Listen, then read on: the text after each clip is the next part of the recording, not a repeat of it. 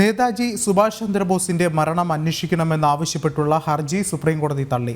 Justice Suryakant, justice Ujjal ഭൂയൻ എന്നിവരടങ്ങിയ ബെഞ്ചാണ് പൊതുതാൽപര്യ ഹർജി തള്ളിയത്. സുപ്രീംകോടതി എല്ലാത്തിനും പരിഹാരമല്ലെന്ന് പറഞ്ഞ കോടതി നിരുത്തരവാദപരമായിട്ടുള്ള ആരോപണങ്ങളാണ് ഹർജിക്കാർ ഉന്നയിച്ചതെന്നും വിമർശനം ഉന്നയിച്ചു. നേതാജി സുഭാഷ് ചന്ദ്രബോസിന്റെ മരണം അന്വേഷിക്കണമെന്നാവശ്യപ്പെട്ട് world human rights protection organisation എന്ന സംഘടനയാണ് സുപ്രീംകോടതിയെ സമീപിച്ചത്. സംഘടനയുടെ കട്ടക് ജില്ലാ സെക്രട്ടറി പിനാക് പാനി മൊഹന്തി നൽകിയ ഹർജിയിലാണ് സുപ്രീംകോടതി നിലപാട് വ്യക്തമാക്കിയത്.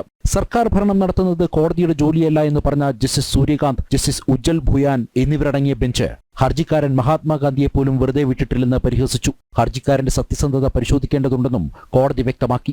ഇപ്പോൾ ജീവിച്ചിരിപ്പില്ലാത്ത നേതാക്കൾക്കെതിരെയുള്ള നിരുത്തരവാദപരമായ ആരോപണങ്ങൾ ഹർജിയിൽ അടങ്ങിയിട്ടുണ്ടെന്ന് ചൂണ്ടിക്കാട്ടി സുപ്രീംകോടതി നേരത്തെ ഹർജിക്കാരനെ രൂക്ഷമായി വിമർശിച്ചിരുന്നു. പൊതുതാൽപര്യത്തിനും ജനങ്ങളുടെ മനുഷ്യാവകാശത്തിനും വേണ്ടി എന്ത് പ്രവർത്തനമാണ് നടത്തിയതെന്ന് ഹർജിക്കാരൻ വ്യക്തമാക്കണമെന്നും കോടതി ആവശ്യപ്പെട്ടതാണ്. 1945 തായ്വാനിൽ വിമാനാപകടത്തിൽ നേതാജി മരിച്ചതായി വിവരാവകാശ നിയമപ്രകാരം നൽകിയ മറുപടിയിൽ സർക്കാർ വ്യക്തമാക്കിയിരുന്നു. ജനം, ഡൽഹി.